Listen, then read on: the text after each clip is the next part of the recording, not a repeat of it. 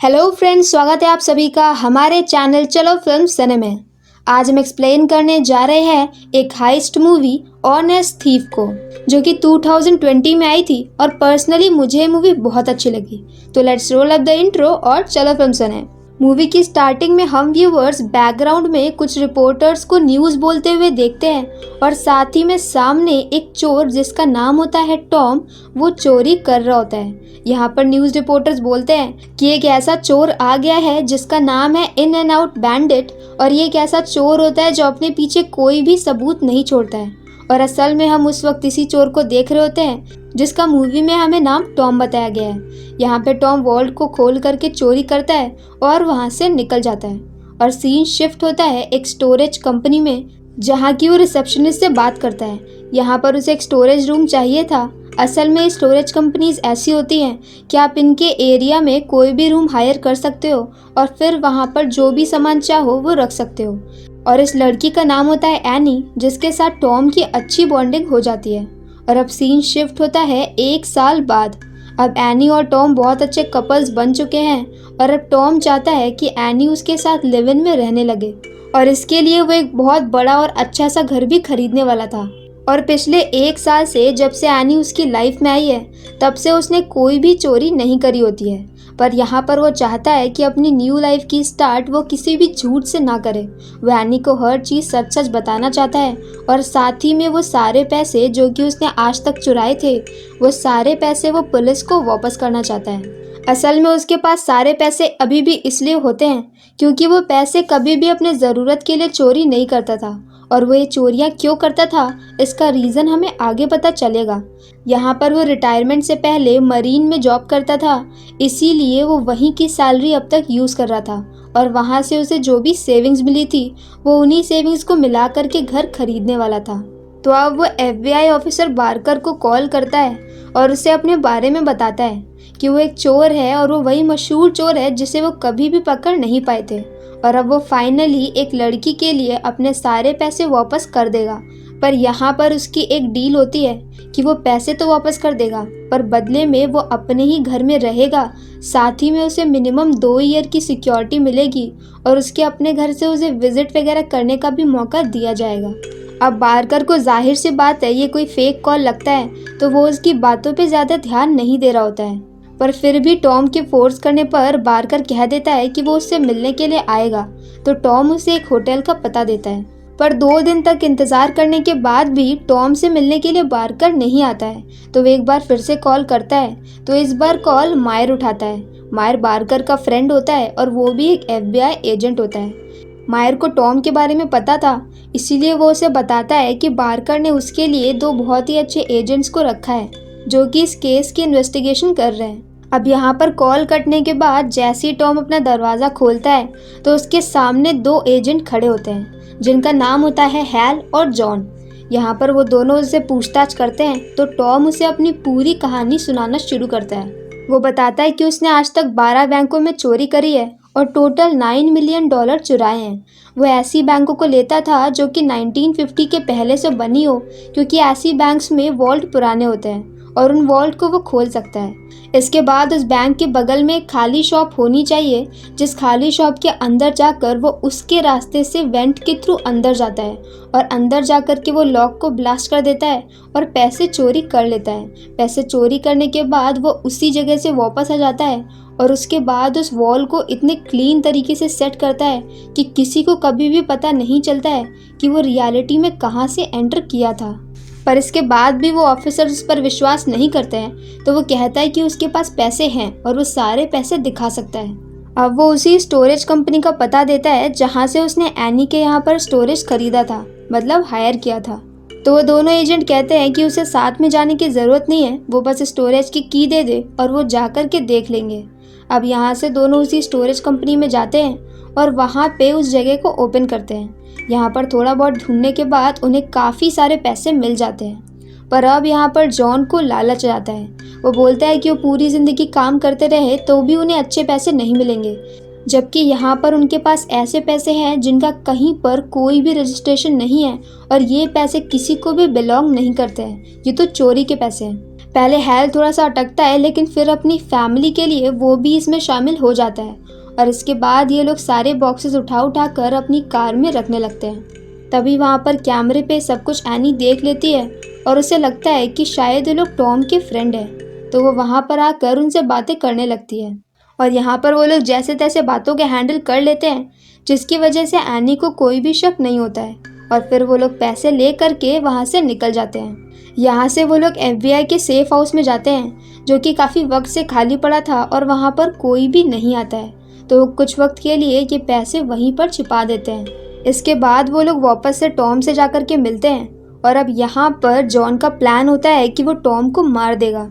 उसे मारने के लिए जॉन एक ऐसी गन लेकर के आया होता है जो कि किसी के भी नाम पर रजिस्टर्ड नहीं होती है, पर तभी वहाँ पर दरवाजे पर बारकर आ जाता है और अब मजबूरी में आकर के उन्हें बारकर को भी अंदर लेना पड़ता है, जो कि देखते ही समझ जाता है कि यहाँ पर क्या चल रहा है। पर अब जॉन बारकर को ही शूट कर देता है और अब इन सबके बीच में झगड़ा शुरू हो जाता है। इस झगड़े में हैल और टॉम खिड़की तोड़ करके नीचे गिरते हैं और तभी यहाँ पर सामने से एनी टॉम से मिलने के लिए आ रही होती है, तो यहाँ पर टॉम एनी को लेता है और अपनी जीप में बैठ करके भाग जाता है और इसके बाद हैल और जॉन उसका पीछा करते हैं, पर वो लोग जैसे तैसे उससे बच करके निकल जाते हैं। आगे जा करके टॉम एनी को सारी बातें बताता है, तो फिर एनी उसके ऊपर बहुत ज़्यादा गुस्सा करती है।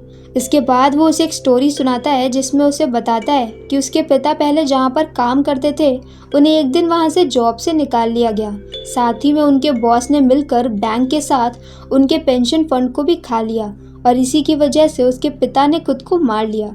और इसके बाद पहली बार टॉम ने चोरी की थी और इसके बाद से वो चोरियां करता गया, इसलिए नहीं कि उसे पैसों की ज़रूरत थी, क्योंकि वो उसमें से कोई भी पैसे इस्तेमाल नहीं करता था, बल्कि वो चोरी सिर्फ इसलिए करता था क्योंकि ऐसा करने से उसे खुद के जिंदा दिल होने का एहसास होता था।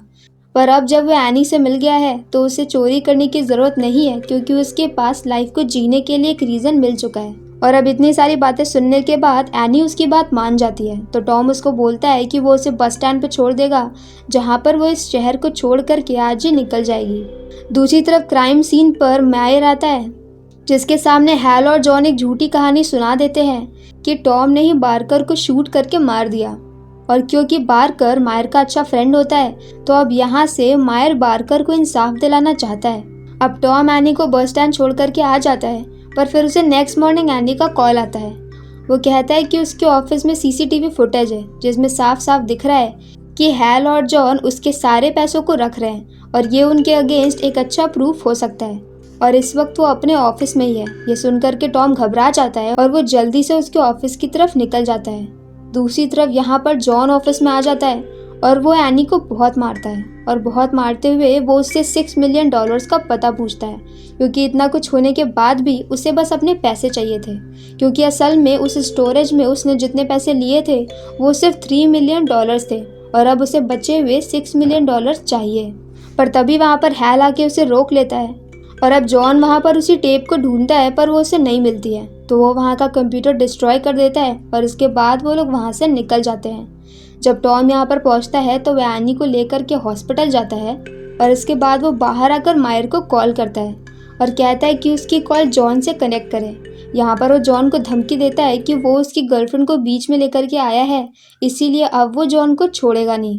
तभी वो जिस चोरी की गाड़ी में घूम रहा था तो पुलिस उसे देख लेती है और अब पुलिस उसका पीछा करने लगती है, पर यहाँ पर वो जैसे तैसे पुलिस को पीछे कर देता है और अब तक जॉन को पता चल चुका था, तो अब जॉन उसके पीछे होता है। पर अब यहाँ पर वो गुस्से में आकर अपनी वैन जॉन की कार में लड़ा देता है और वहाँ से भाग जाता है। जब वो वहाँ पर भाग कर एक जगह पे अपनी वैन छोड़ करके जा रहा था, तभी उसे मायर देख लेता है और फिर उसके और मायर के बीच में एक फाइट होती है, जिसमें टॉम उसे बताता है कि उसने बारकर को नहीं मारा और वो तो खुद से ही सारे पैसे दे करके सरेंडर करने वाला था और बारकर को जॉन ने मारा है। और ऐसा बोल करके वो वहाँ से निकल जाता है और अब मायर को भी उसकी बातों पे विश्वास होने लगता है, क्योंकि जब वो खुद से सरेंडर करने जा ही रहा था तो फिर वो मारेगा क्यों। और अब नेक्स्ट सीन में हम वापस से जॉन को देखते हैं, जो कि अब यहाँ पर एनी को मारने के लिए हॉस्पिटल आता है, पर वो देखता है कि एनी के रूम में वहाँ पर मायर बैठा होता है और मायर जॉन को भी वहाँ पर देख लेता है और इससे उसे पूरा पूरा विश्वास हो जाता है कि टॉम जो कुछ भी कह रहा था वो सारी बातें सच थी। और अब नेक्स्ट सीन में हॉल अपने घर पे होता है। यहाँ पर रात में उसे कुछ आवाज़ आती है तो वो बाहर आता है, जहाँ पर टॉम उसे बहुत मारता है। पर इसके बाद वो उससे बोलता है कि वो उसकी हेल्प चाहता है। असल में हैल कभी भी इस चक्कर में फंसना चाहता ही नहीं था, पर जॉन की वजह से वो इतने बड़े चक्कर में फंस चुका है जिससे कि अब निकलना मुश्किल है। तो वो यहाँ पर उसकी हेल्प करने के लिए मान जाता है। साथ ही में वो ये भी बताता है कि उसे एनी के पास से एक पेन ड्राइव मिली थी जो कि जॉन ने नहीं देखी थी और उसने ये बात जॉन को नहीं बताई है और इस पेन ड्राइव में वही सीसीटीवी फुटेज है। साथ ही में वो ये भी बता देता है कि सारे पैसे कहाँ पर रखे हुए हैं। इसके बाद टॉम हॉस्पिटल जाता है और वहाँ पर एनी को किडनैप कर लेता है। असल में उसे अच्छे से पता होता है कि जॉन एनी को मारने की कोशिश ज़रूर करेगा, तो वह एनी को एक जगह पर लेकर के आता है और अब यहाँ से उसकी प्लानिंग शुरू हो जाती है।